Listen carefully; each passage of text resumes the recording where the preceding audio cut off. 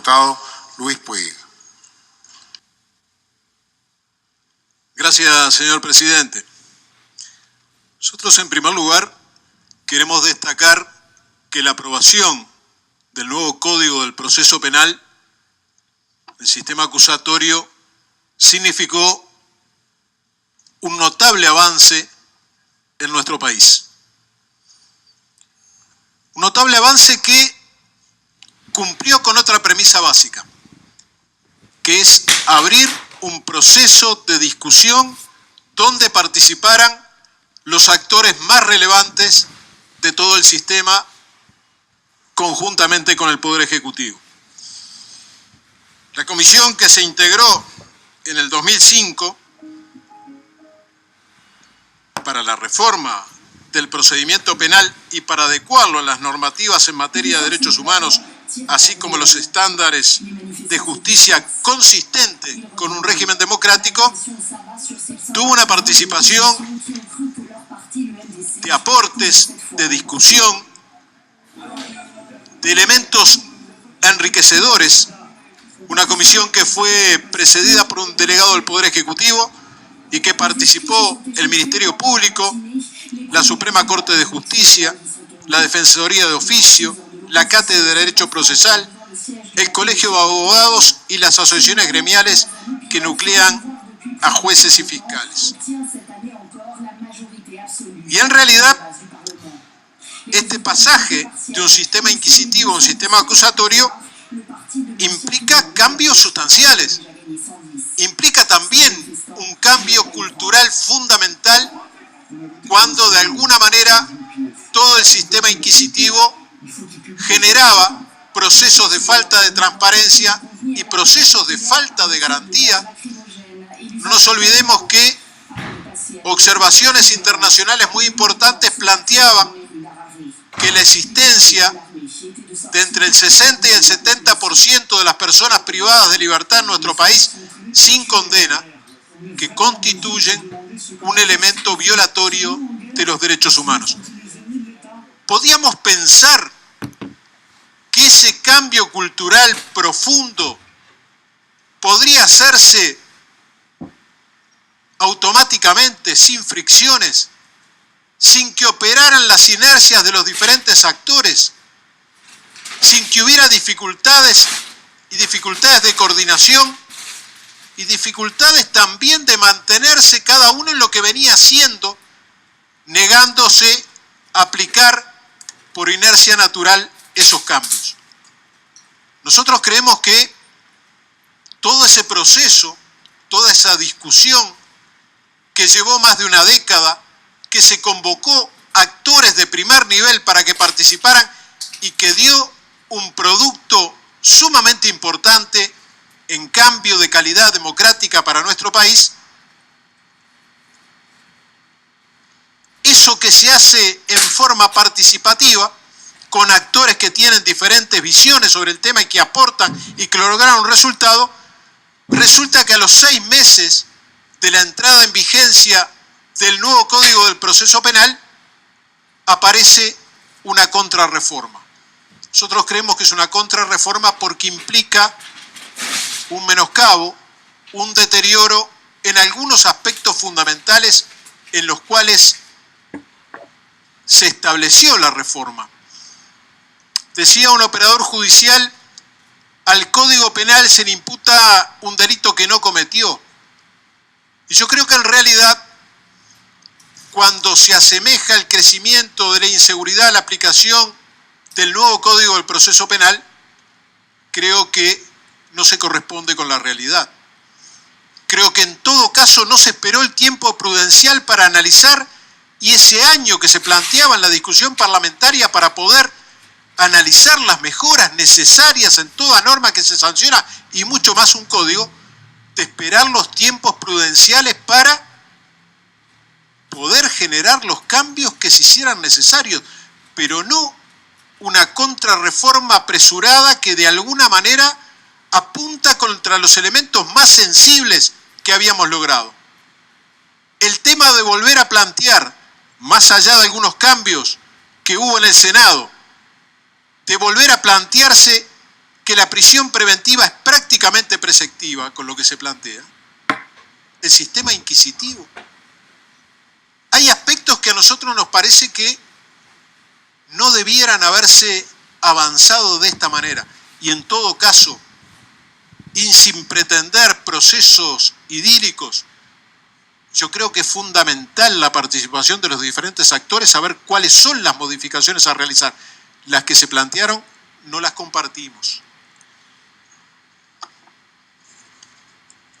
Cuando se plantea cuáles son los aspectos que habría que cambiar, y nosotros creemos que los aspectos que están planteados, los cambios que se introducen en este proyecto de reforma, no son menores, atacan a la esencia misma de la reforma, lo que decíamos de la prisión preventiva preceptiva con alguna modificación, pero que el texto conduce a ello. Nosotros reconocemos la enorme complejidad que tiene en nuestro país el tema de la seguridad.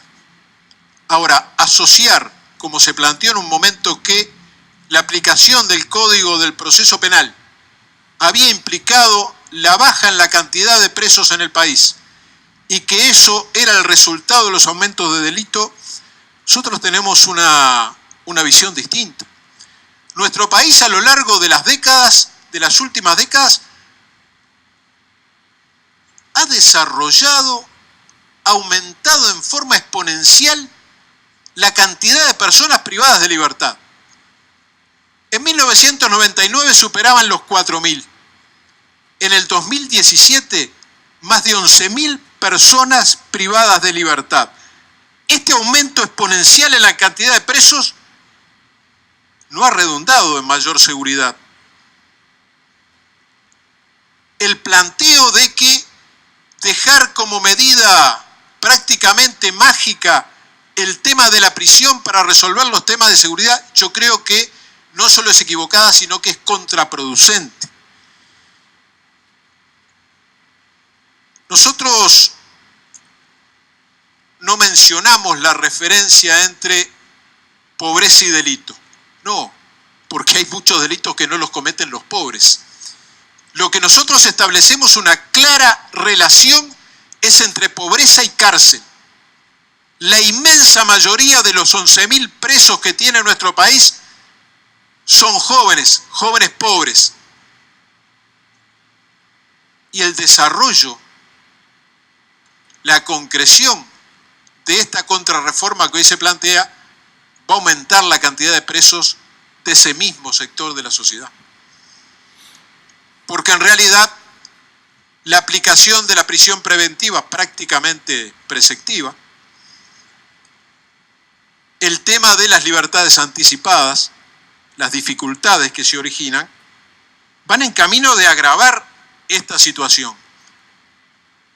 Y nosotros tenemos muy claros los esfuerzos que se hacen desde el Ministerio del Interior para mejorar las condiciones carcelarias, con planes de estudio, con planes de trabajo, para mejorar las condiciones de reclusión, con la clasificación de presos y demás, que se hace y se practica. Ahora, para la mayoría de los presos, las condiciones de reclusión no son condiciones que posibiliten la rehabilitación.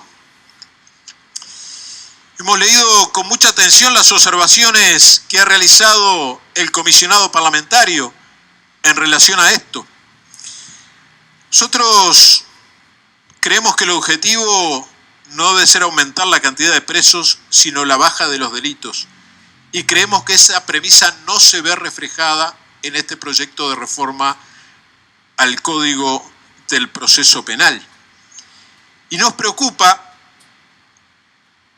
la situación que puede provocar el agravamiento en el número y las condiciones, por tanto, de hacinamiento en el sistema carcelario, porque esos elementos son elementos que agravan la situación de reincidencia. Se ha dicho aquí que quien no está de acuerdo con esta contrarreforma es la academia. Es cierto, la academia lo ha planteado, pero a no olvidarnos que operadores judiciales estuvieron en la comisión en la comisión en el Senado, y por ejemplo, el presidente de la Asociación de Magistrados, Alberto Reyes, planteó, y está en actas, la cárcel es un factor que incrementa la reincidencia y hasta que no ataquemos, visualicemos, diagnostiquemos las causas de reincidencia y no focalicemos en ello, seguiremos a los tumbos con reformas y contrarreformas. No le ha pasado solamente a Uruguay, sino al resto de América Latina, pero con el triste récord de que Uruguay sería el país que le ha hecho en forma más rápida esta contrarreforma. En términos de garantías y de sistema adversarial, a este tipo de reforma se lo llama contrarreforma, con una connotación peyorativa porque significa un retroceso en materia acusatoria. En definitiva, nos vemos en la obligación, y es deber señalarlo, que más allá que desde el punto de vista práctico, con esto no pasa absolutamente nada, no estamos de acuerdo con esta mirada, que el nuevo código infló los delitos que se dispararon por el nuevo código, porque es una lectura que no merece el menor análisis. Hay elementos también que nos acercaban los defensores de oficio. La señora Berazán planteaba, la primera apreciación es que realmente nos cuesta entender las razones por las cuales el Uruguay, que llegó muy tarde a la reforma, en 6 meses propone un texto de esta magnitud, pegándole un tiro al corazón de la reforma. La Institución Nacional de Derechos Humanos considera que la reforma planteada afecta a 2 áreas cruciales para el cumplimiento de los compromisos de Uruguay en materia de derechos humanos. En primer lugar, impacta sobre el sistema de garantías de los justiciables al momento de la detención. En segundo lugar, se afecta al derecho a la libertad en 2 aspectos. Por un lado, se socava el principio de presunción de inocencia al hacer preceptiva la prisión preventiva para determinados delitos en caso de reiteración, reincidencia, y por otro lado, se limita el beneficio de la libertad anticipada. Nosotros realmente consideramos que esta contrarreforma es un paso atrás en un proceso importante que se venía dando en Uruguay, y creemos que este proyecto que hoy se plantea no es inocuo. Nos parece que agrava la situación que está planteada, muy lejos de resolverla. Es por esto, señora presidenta, que nosotros no vamos a acompañar el proyecto. Muchas gracias.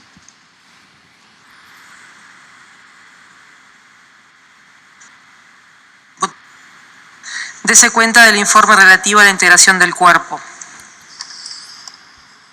La Comisión de Asuntos Internos aconseja a la Cámara aprobar la siguiente resolución: licencia por motivos personales de la señora representante Valentina Rapela por el día 1 de agosto de 2018, convocándose a la suplente siguiente, señora Diane Martínez.